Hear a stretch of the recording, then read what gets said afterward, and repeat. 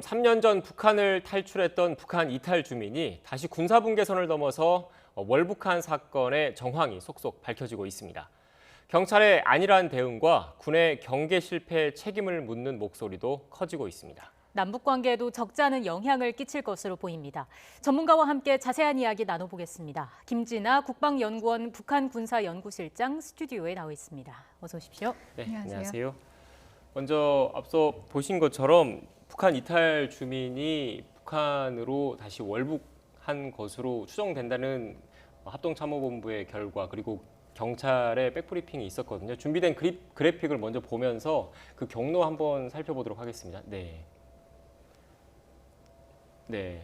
지금 이게 현재까지 파악된 동선입니다. 지난 17일과 18일, 17일 날 지인의 차량을 타고 인천 강화 교동도로 이동을 했고, 현재까지 파악된 바로는 18일 날 새벽 2시 20분에 택시를 타고 접경 지역으로 이동을 했다라는 것까지 파악이 됐습니다. 경찰을 통해서 파악이 된 건데, 구체적으로 어느 지점으로 가는 것까지는 나오지 않았습니다. 이거 말고 다른 지도 그래픽이 또 하나 있거든요. 네. 보시면 그 강화도 일대라고 했는데, 강화도, 교동도 보시면 알겠지만 군사분계선이 있고 그 위가 황해남도 지역이지 않습니까? 개성도 멀지 않고요. 결국은 헤엄을 쳐서 북한으로 넘어갔다, 이렇게 봐야 되는 걸까요? 현재까지는 어떻습니까?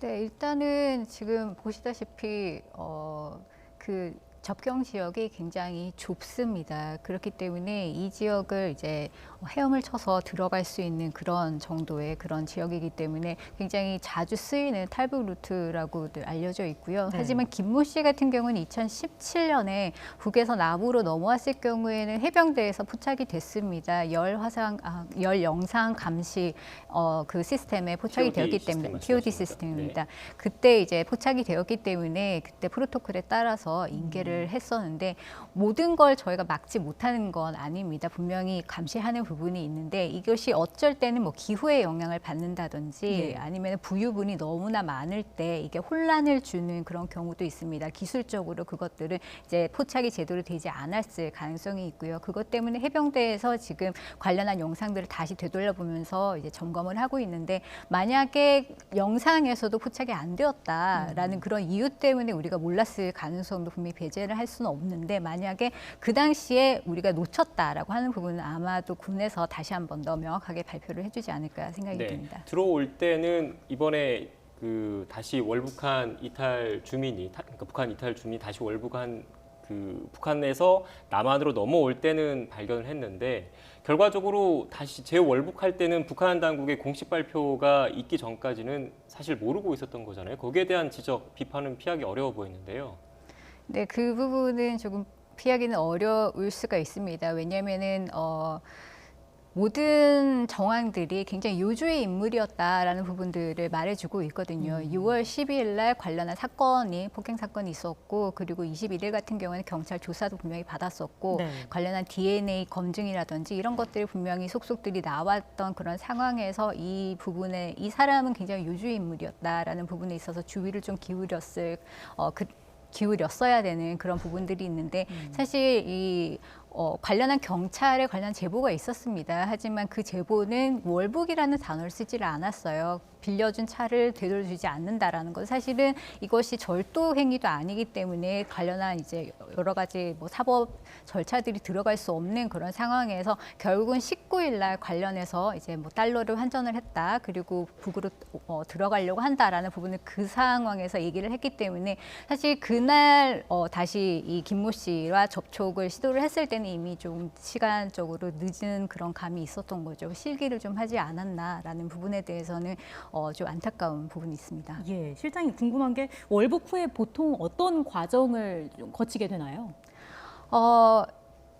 아마도 지금 개성 지역의 원래는 제2군단 소속의 2개의 사단, 그리고 1개의 포병 여단이 이제 원래는 주둔을 해 있다가 우리가 이제 개성공단을 오픈을 하면서 뒤로 물렸어요. 하지만 전방 근무는 분명히 서 있었을 것이고요. 김정은 시대 이후에 추가적으로 지뢰를 매설하거나 아니면은 경계를 강화하는 그런 조짐들이 분명히 있었기 때문에 이쪽 루트를 잘 아는 사람이었을 가능성이 분명히 있어 보이고요. 만약 그렇게 했으면서도 이제 들켰기 때문에 이렇게 공개가 된 건데, 아마도 아마도 지금 코로나 상황에서 김정은 정권이 하고 있는 게 외국인이 일단 들어오면 한 달 동안 격리를 일단 시킵니다. 네. 아마 똑같은 절차를 분명히 진행을 할 것으로 생각이 들고요. 관련한 역학조사를 통해서 동선을 파악하는 것을 아마 제일 먼저 우선순위로 잡을 것 같습니다. 네. 어제 북한 당국의 보도 내용을 찬찬히 뜯어보면 북한의 전방부대가 있을 거지 않습니까? 우리나라와 마찬가지로 거기서도 북한 이탈 주민이 북한 영토로 들어간 것 사실 자체를 인지를 못했던 것 같다는 생각이 들거든요. 왜냐하면 전방부대에 대해서 어떻게 보면 문책성 이런 관련된 내용이 좀 있는 것 같아서요. 결국은 들어가는 거는 들어갔는데 이제 어떤 방식일지는 확인되지 않았지만 일단은 북한 안에 들어갔고 그 이후에 뭐 자진해서 뭐 들어왔다라고 그 해당 당사자가 얘기를 했던지 아니면 적발이 됐든지 이러지 않았을까 싶은데 어떻게 보십니까? 여러 가지 가능성을 분명히 열어둬야 할 것 같습니다. 북한에서 이제 공식적으로 얘기를 한 바는 지난 5일 동안에 동선을 파악하고 있다라고 했기 때문에 파악을 못했다는 그런 의미로 저희는 그렇죠. 해석을 할 수가 네. 있는 것이거든요. 그렇기 때문에 그동안 파악하지 못했던 것을 북한 정권도 분명히 그 부분을 인지하고 분명히 공개를 했었던 부분이고, 그런데 문제는 이게 관할권이 저희랑 이제 충돌을 하게 됩니다. 분명히 한국으로 들어왔기 때문에 일단 한국 국민으로서 우리가 인지를 하면서 속인주의를 적용시키려고 하더라도 북한은 북한의 형법에 따라서 또한 속인주의를 또 적용을 시키게 되거든요. 그렇기 때문에 형법이 서로 충돌하는 부분이 발생하기 때문에 어떤 식의 공조든 여러 가지 협조를 하는 그런 방법은 분명히 이상적이지만 조금 어려운 부분들이 분명히 있어서 진입 파악을 하기엔 조금 제한이 됩니다. 이렇게 되면 북측에서도 경계 실패에 대해 좀 책임을 묻는 과정을 거치게 되지 않을까 싶은데 어떻습니까? 근데 물론 그런 부분들을 조금 기회로 활용할 가능성 분명히 있다라고 생각이 듭니다. 왜냐하면 코로나 사태가 이제 발발한 이후에 접경 지역은 굉장히 많이 통제를 했어요. 분명히 DMZ 쪽도 분명히 통제를 해야 된다라는 그런 기회로 분명히 삼을 가능성이 분명히 있고요. 네. 그리고 지난번에 총참모부에서 1호 전투 태세를 분명히 얘기를 했기 때문에 분명히 그 경계 수준을 충분히 올리는 그런 계기가 또 한 번 될 수도 있을 것이고, 또 추가적으로 생각을 해보면 사실 김정은 위원장이 중간에 보류를 하기는 했지만 개성 지역에 군부대를 다시 전개시키는 그런 방법도 총참모부에서 분명히 건의를 했다라고 하기 때문에 이 계기를 삼아서 이제 군부대의 활동들이 조금은 많아질 가능성도 있다라고 봅니다. 네. 우리 군 당국이 그 월북 경로에 대해서 추가적인 조사를 하고 있기 때문에 그 부분에 대해서는 나오는 대로 다시 한번 살펴봐야 될 것 같고요. 현재까지 놓고 봤을 때는 경계 태세에 대해서 뭔가 비판의 그 목소리는 피하기 좀 어렵다라는 그 생각이 좀 듭니다. 연장선상에서 그 월북 경로는 추가적으로 조사가 진행되고 있으니까요. 북한이 왜 이 시점에 이 사람이 개성에 왔다라는 사실을 공개했을지, 그리고 코로나라는 말을 왜 꺼내 들었을지가 궁금하거든요.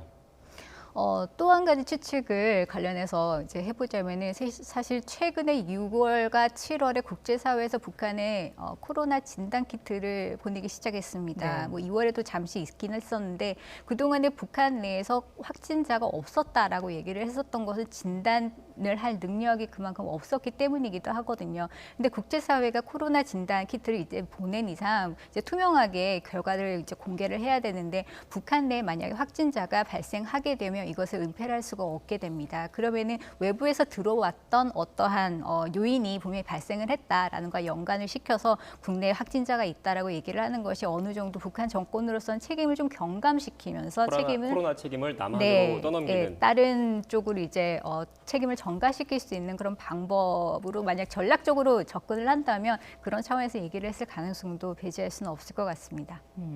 지금 북한에서는 코로나 증상이 의심된다 이렇게 발표를 했는데, 우리 방역 당국은 오늘 그 김 씨가 확진 판정을 받은 적도 없고 접촉자로 분류된 사실도 없다 이렇게 반박을 했습니다. 이 부분에 대해서는 계속해서 좀 더 상황을 둘러봐야 할 것으로 보이는데, 그 북한 김정은 위원장이 오늘 그 보도에 따르면 개성시를 완전 봉쇄하겠다. 라는 봉쇄령을 내렸습니다. 그 이유를 역시나 앞서 말씀해 주신 그런 내용들과 이어서 생각을 하면 되겠죠. 네, 그렇습니다. 왜냐하면 북한의 의료 체계가 상당히 열악한 상황이에요.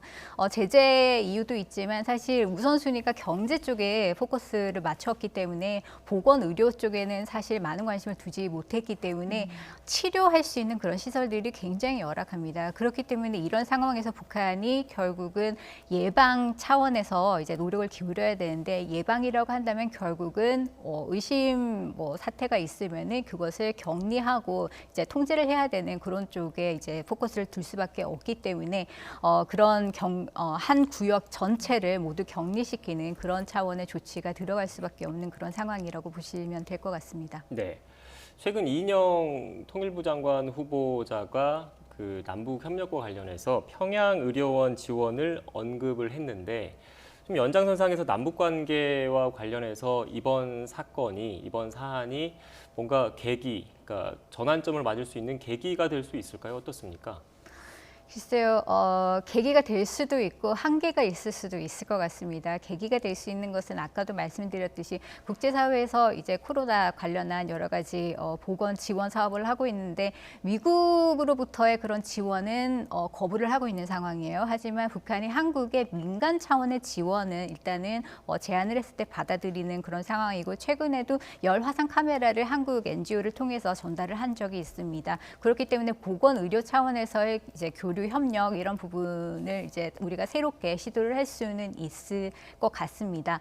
하지만 지금 북한이 방역을 가장 우선시하고 특히 평양의 종합병원을 이제 짓는 그런 것들 때문에 상당히 보건에 대해서 지원을 받아들이려고 하는 그런 차원이 있기는 하지만 사실 이것이 비핵화 문제를 해결하는 것과 연결시키기에는 조금 어려움이 있습니다. 왜냐하면 비핵화 문제 같은 경우에는 미국과 북한 간의 양자의 차원에서 해결해야 된다라고 하고 있고 방역이나 여러 가지 인도주의 차원의 그런 지원들은 조금 분리를 하고 있는 그런 상황이기 때문에 약간 제한적이 있다라고 말씀을 드리는 겁니다. 네, 실장님 말씀하신 거 들어보면 이번 사안이 남북 협력의 그 남북 관계 개선의 전환점으로까지 가기에는 좀 어려운 측면이 있고 현재 상황에서 봤을 때는 북한 코로나 상황이 그동안 심각했었는데 드러내놓고 얘기를 못했습니다. 그런데 그 국제사회 지원을 받는 과정에서 이 코로나 현황을 알려줘야 되는데 이 책임을 남한 쪽으로 좀 떠넘기려는 그런 의도가 있지 않느냐라고 정리가 좀 되는 것 같은데 맞습니까?